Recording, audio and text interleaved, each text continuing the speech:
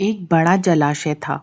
जलाशय में पानी गहरा होता है, इसलिए उसमें कोई काई तथा मछलियों का प्रिय भोजन जलीय सूक्ष्म पौधे उगते हैं। ऐसे स्थान मछलियों को बहुत रास आते हैं। उस जलाशय में भी बहुत सी मछलियां आकर रहती थी। अंडे देने के लिए तो सभी मछलियां उस जलाशय में रहती थी। वह जलाशय आसानी से नजर नहीं आता था। उसी में 3 मछलियों का झुंड रहता था। उनके स्वभाव भिन्न थे।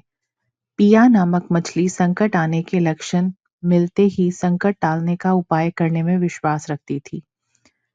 रिया कहती थी कि संकट आने पर उससे बचने का यत्न करो। रिया का सोचना था कि संकट को टालने या उससे बचने की बात बेकार है। करने कराने से कुछ नहीं होता। जो किस्मत में लिखा होता है वह होकर रहेगा। एक दिन शाम को मछुआरे नदी में मछलियां पकड़कर घर जा रहे थे। बहुत कम मछलियां उनके जाल में फंसी थी, अतः उनके चेहरे उदास थे। तभी उन्हें झाड़ियों के ऊपर मछली खोर पक्षियों का झुंड जाता दिखाई दिया। सबकी चोंच में मछलियां दबी थी। वे चौंक गए। एक ने अनुमान लगाया, दोस्तों, लगता है झाड़ियों के पीछे नदी से जुड़ा जलाशय है, जहां इतनी सारी मछलियां पल रही हैं।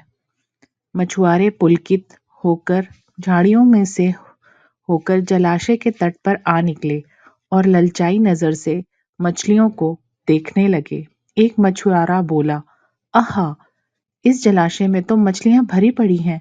आज तक हमें इसका पता ही नहीं लगा। यहाँ हमें ढेर सारी मछलियां मिलेंगी। दूसरा बोला, तीसरे ने कहा, आज तो शाम घिरने वाली है। कल सुबह ही आकर यहाँ जाल डाल